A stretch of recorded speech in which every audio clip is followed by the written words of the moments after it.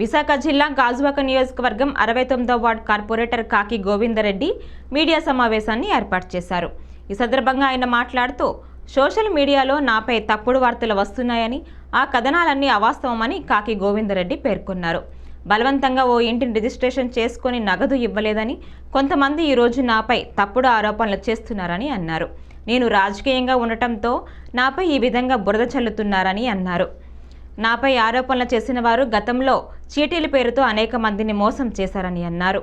బాధితులకు చీటీలు వేసిన భార్యాభర్తలకు అండగా ఉండటంతో నన్ను ఇబ్బంది పెట్టే ప్రయత్నం చేస్తున్నారని అన్నారు. వారు ఎన్ని ఆరోపణలు చేసినా నిజాలన్నీ బయటకు వస్తాయని తెలిపారు.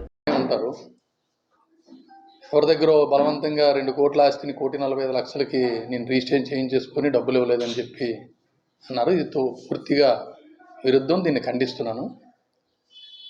ఎవరైతే నా మీద ఆరోపణ చేసిన భార్యాభర్తలు ఇద్దరూ మా ఊర్లో చీటీల వ్యాపారం వాళ్ళ అమ్మతో స్టార్ట్ చేసి వీళ్ళు కూడా కంటిన్యూ చేశారు. గత 3 నెలల నుంచి చీటీల బాధితులు ఒక 7 కోట్ల రూపాయలు ఎంతో బాకీలు ఉన్నాయని మా ఇంటి చుట్టూ తిరుగుతున్నారు.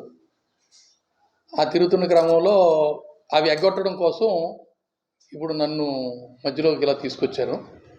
మా సిస్టర్ వాళ్ళు ఆ ల్యాండ్కు ఆ ఇల్లు కొనుక్కున్నారు. కొనుక్కున్న క్రమంలో డబ్బులు ఇచ్చి రిజిస్ట్రేషన్ చేసుకున్నారు. వాళ్ళకి కొంత చీటీలు బాకీ ఉన్నాయి, బ్యాలెన్స్ డబ్బులు ఇచ్చి రిజిస్టర్ చేసుకున్నారు. వాళ్ళకి ఇంకా 2.5 లక్షలు ఎంతో ఇవ్వాల్సి ఉంటుంది. దానికి కూడా చెక్ ఇచ్చేశారు. వాళ్ళు ప్రజెంట్ చేసుకోమని ఎప్పుడో చెప్పారు. దాన్నేమో ఈవేళ మరి ఆవిడ ఏ ఉద్దేశంతో ఈ బాధితులందరినీ ఎగ్గొట్టడం ఉద్దేశంతో నా మీద తప్పుడు ఫిర్యాదు చేసి తప్పుడు ఆరోపణ చేస్తుంది. వాళ్ళ అబ్బాయి అతనేమో బీటెక్ చదువుకున్నాడు, ఈ అమ్మాయి కూడా ఇంటర్మీడియట్ 10th క్లాస్ చదువుకుంది. రిజిస్ట్రేషన్ చేసుకొని డబ్బులు ఇవ్వలేదని చెప్పి అంటున్నారు. ఆ రిజిస్ట్రేషన్కి నాకు ఎటువంటి సంబంధం లేదు. అలాగే 1వ తారీఖున కూడా ఇంకో ప్రాపర్టీ అమ్ముకున్నారు. బిచ్చిరేస్ బాలంకి ఎవరికో అమ్ముకున్నారు. ఇది 29వ తారీఖున ప్రాపర్టీ అమ్ముకున్నారు. 1వ తారీఖున ఇంకో ప్రాపర్టీ అమ్ముకున్నారు.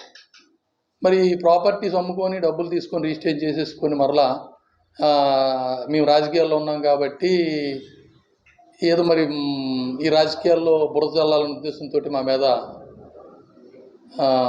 డబ్బులు ఇవ్వకుండా రిజిస్ట్రేషన్ చేసేసుకున్నారని, మేము చచ్చిపోతామని ఇవన్నీ చెప్తున్నారు.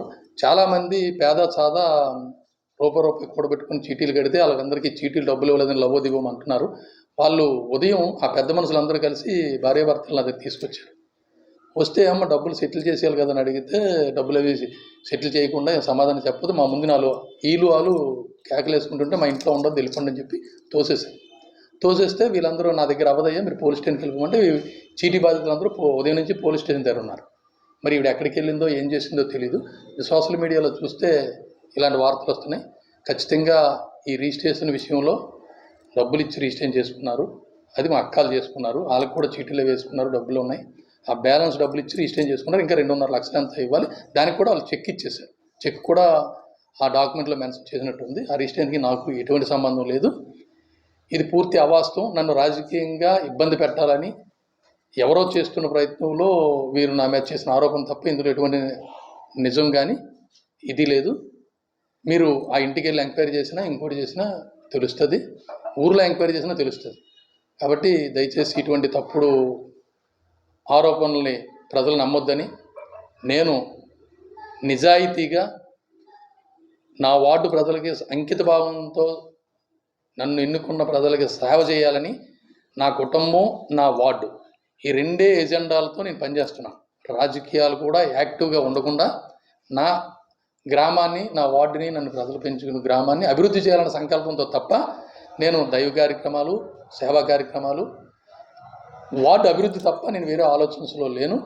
నన్ను ఎందుకో కొంతమంది ఇలా ఆవిడ ఎగ్గొట్టాలన్న డబ్బులకి ఈ రకమైన నన్ను రాజకీయంగా ఏదో ఇబ్బంది పెట్టాలని చేసినట్టు అనిపిస్తుంది. దయచేసి ఇందులో ఎటువంటి వాస్తవం లేదు. ఇది గమనించవలసిందిగా కోరుచు మీ అందరికీ మీ ద్వారా తెలియపరచాలని చెప్పి ఈ సమావేశాన్ని ఏర్పాటు చేశాను.